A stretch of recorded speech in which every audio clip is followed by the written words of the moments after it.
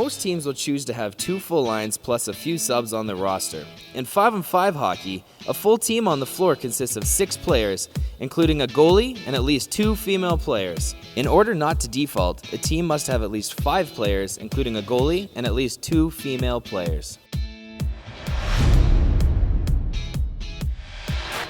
In 4-on-4 hockey, a full team consists of 5 players, including a goalie and at least 2 female players. In order not to default, a team must have at least 4 players on the floor, including a goalie and at least 1 female. In 3-on-3 hockey, a full team on the floor consists of 4 players, including a goalie and at least 1 female player. In order not to default, a 3-on-3 team must have at least 3 players on the floor, including a goalie and at least 1 female.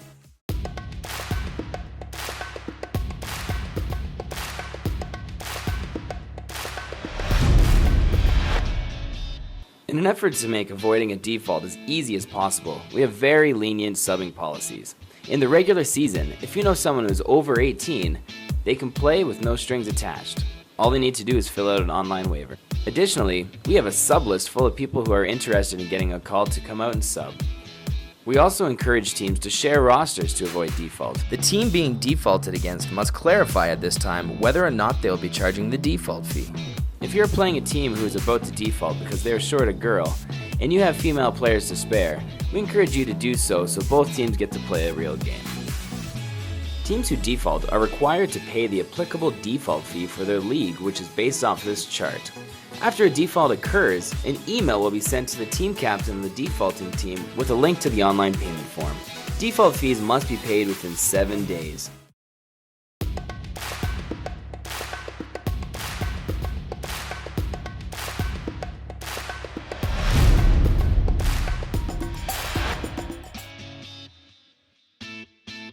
Each team is expected to bring a light and dark jersey to each game. If you get team jerseys, make sure that they are unique and bring an opposite color to each game.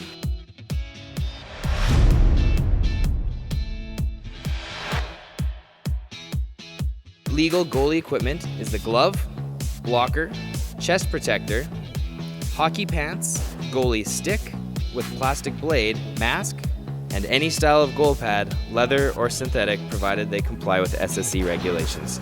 Goalie pads may not be taller than 34 inches or wider than 11.5 inches. The SSC will provide the goalie equipment that is seen in this video at all of our floor hockey facilities. Gym guidelines require us to use plastic blades on all sticks. For player safety, wooden and composite shafts are more likely to cause injury. There is an unfair advantage to players who use composite shafts. We want to ensure a level playing field for all. Tape is not allowed on the underside of a stick. The legal sticks in the ESSC are the Dom Elite and the Dom Pro. The Dom Elite will be provided at all floor hockey facilities. Unless otherwise stated, hockey gloves are not allowed in SSC hockey leagues.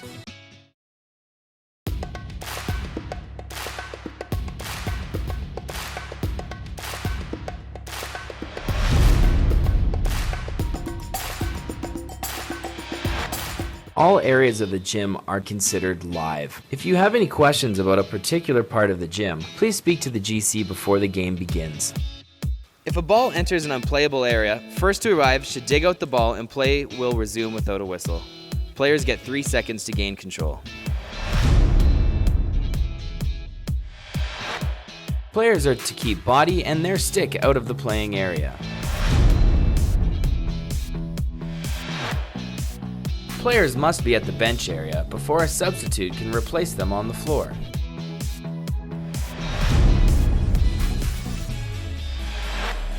Creases will be established by the GC at the start of the game.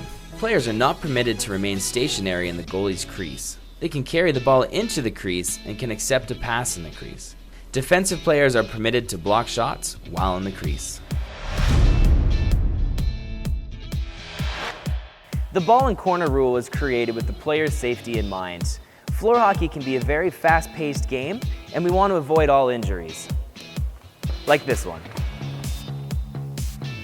When a corner ball has been called, the trailing player should back off and give the leading player a stick's length to play the ball. The leading player now has 3 seconds to make a pass. The corner rule applies when there are 2 or more players running at high speed into the corner. The rule does not apply when the ball is carried into the corner or if the play is not at high speed.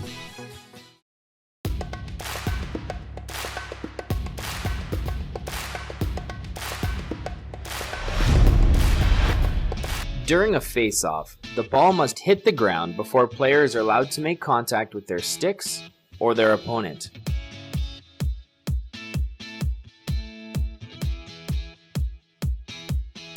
Players are not allowed to posture for position, and they're not allowed to trap their opponent's stick.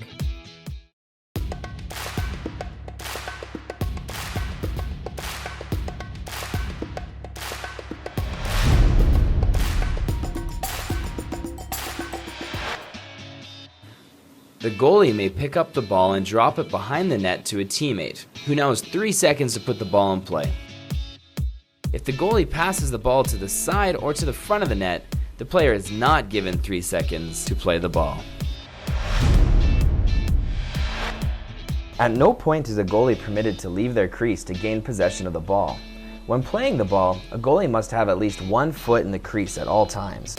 Goalies are permitted to sweep their stick around the sides of the net, provided they do not interfere with their opponent's movement or play. If a goalie aggressively sweeps their stick and hits an opponent, slashing will be called.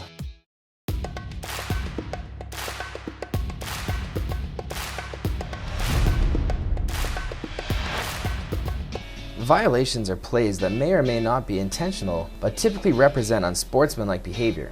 Violations do not result in a penalty or a shorthanded play unless they are repeated. Players are expected to call themselves when they have committed a violation, and if they have gained possession of the ball should be given back to their opponent. You cannot intentionally or unintentionally direct the ball to your teammate with your hand.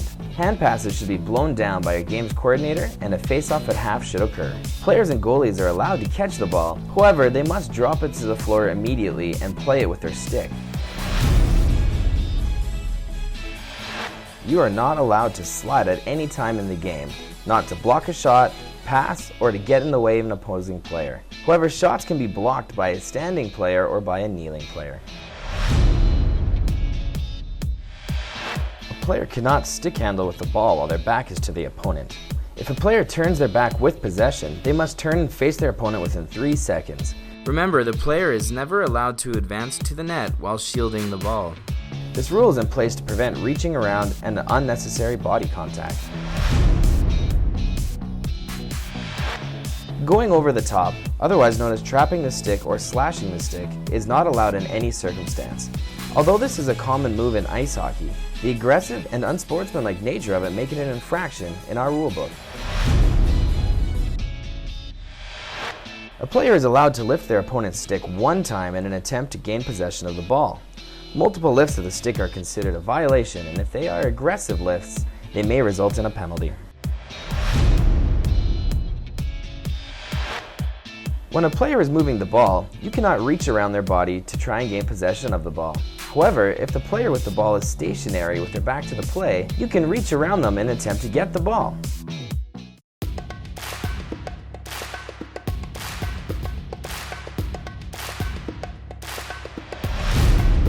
Penalties are dangerous plays, and although they may be unintentional or intentional, they are considered serious offenses. Unlike a violation, when a penalty occurs, the player is required to stop play and serve time off. There are 3 penalty categories that you need to be aware of. Minor penalties, which result in the player sitting off for 2 minutes, but the team is not shorthanded. Major penalties result in the player sitting off for 2 minutes and the team plays shorthanded. Game misconducts are the most serious penalties given and result in the player being ejected from the gym, the team playing shorthanded, and likely further suspension for the offending player. Our high stick rule is the most commonly confused and contested rule for new players in the club. Since we are a league developed around sportsmanship and require little to no equipment to be worn, Our player safety is the #1 concern. As such, our high sticking rule is one that is essential to safe league play. The first time a player high sticks in a game, if they call it on themselves or if their teammates call it on them, they will be given a minor penalty. They will need to sit off for 2 minutes, but their team will not be shorthanded. If the GC is required to call the high stick, the player will be given a major penalty and will be required to sit for 2 minutes, and their team will be shorthanded for 2 minutes. The second time a player high sticks in a game, they will automatically be issued a major penalty, and they will be removed from the game and their team will play shorthanded. An exception to the high stick rule is when a goalie is making a save. As long as they are within the crease, they are allowed to use a high stick. Goalies are not allowed to use a high stick in any other situation, including passing the ball, batting it out of the air, or hitting another player. For more specifics on penalties, please review the written rulebook.